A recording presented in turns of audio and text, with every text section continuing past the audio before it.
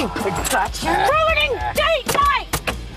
She's mad, she's insane, she's all over the place, but she's tough, she can fight, she's witty, she's clever, she's beautiful. Harley's incredibly dimensional and incredibly liked by the fans, which is really interesting, and I didn't understand why to begin with before I'd started reading the comics, and then of course about 3 comics in I was obsessed with her as everyone else is. But I wanted to figure out what fans liked about her so much, and it kind of turns out, in my opinion, that people really like how flawed she is. At one point she was this sort of demure, quiet psychiatrist, and she was the Joker psychiatrist in Arkham Asylum, which maybe was her undoing or her creation. And that's the beginning of their relationship and the beginning of her history, in a sense. The question is, did she create herself? Did he create her? Turning her from Dr. Harleen Quinzel to Harlequin, that transformation is pretty interesting to watch because you meet both characters. You're looking at him trying to get out of the way, and then, oh, it's Diablo doing fire shit.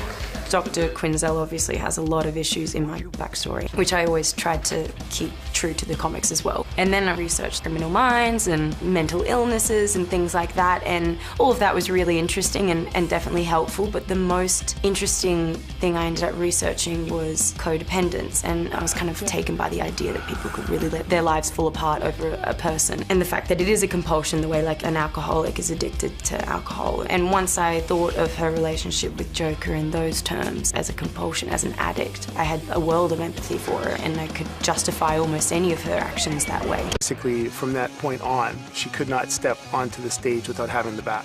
Even her stunt doubles the same way. They always have their hand on that thing.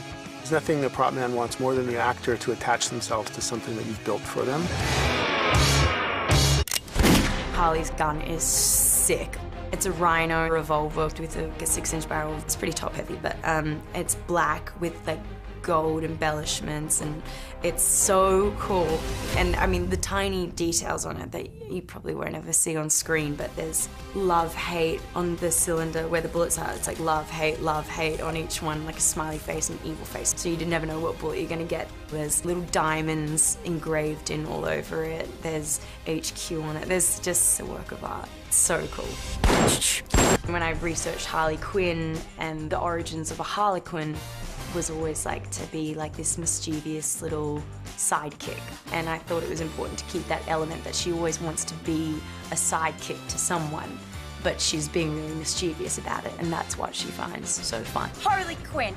Cool, because a lot of the other characters were obviously playing it like, I don't want to be here, I don't want to be with any of you guys, but for Harley, I played it that she was just like, yay, like first day of school, so many people to play with, this is gonna be great. Something tells me a whole lot of people are about to die. It was like walking into like a toy store and being like, what do I do first? I can mess with you, I can mess with you. Hey, if you like a girl, can you light her a cigarette with your pinky? Because that would be real classy. Her character, I mean, she's a complete psychopath in many ways. Yet there's something that like draws you in, right? She's a beautiful girl, but she's very... Really important to definitely explore her flaws, and David is the guy that's going to delve deeper than anyone for those flaws. So cool.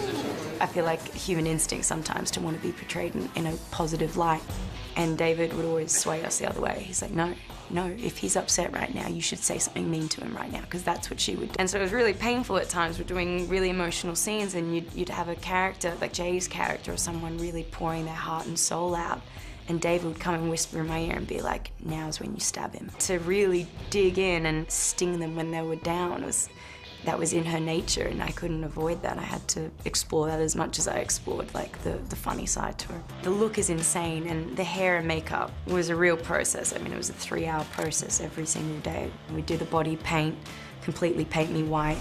Then there were 20 tattoos to put on, and a wig, and then the makeup, and then whatever cuts and bruises Harley had acquired by that point in the film.